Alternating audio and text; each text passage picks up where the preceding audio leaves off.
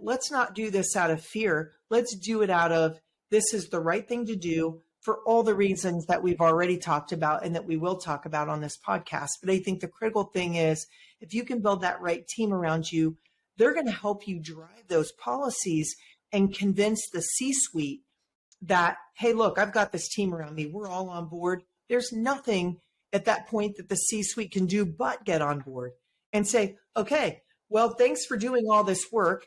Thanks for getting all the right people in the room. And then that C-suite, whether that's the COO or CFO or CEO, should be all of them, should be giving the communication or video messaging out to the organization to say, we've launched the new safety policy, or we've rewritten the new safety policy. Here's what we're talking about.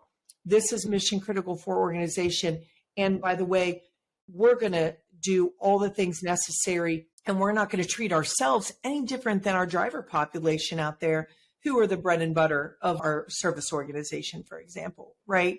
So I think once you do that once and it works, then think about all the other things you want to implement in your fleet. Can just continue to use that same team for fuel management and sustainability and maintenance management and all the new things, new tech stacks that you're trying to implement. But getting it right for safety, it's just the foundation, I think, for every fleet manager to accomplish anything, is get it right with safety, and you can get it right with everything else. Yeah, that's an excellent point. And that's exactly what we did at the company I'm with now. We developed a fleet safety committee. C-levels, operations management, HR, risk, legal, fleet, everybody. We all got together. We all got into a room. We all looked at a lot of different things. We stole policy from here.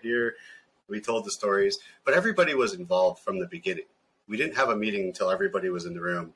And as hard as it is to find calendar time with everybody, we had to do that because everybody had to contribute and give that level of input. We developed a safety policy. We got it out. It was actually the entire fleet policy. Safety policy was just a portion of it, but it was the fleet safety committee. Once we were done, we just turned it into the fleet steering committee meeting, right? So it stayed there as the resources that I could bounce off of. Let's let them know, here's how we did annual year-end numbers. Here's what's going to happen next year. Here's what's going on because of supply chain shortages.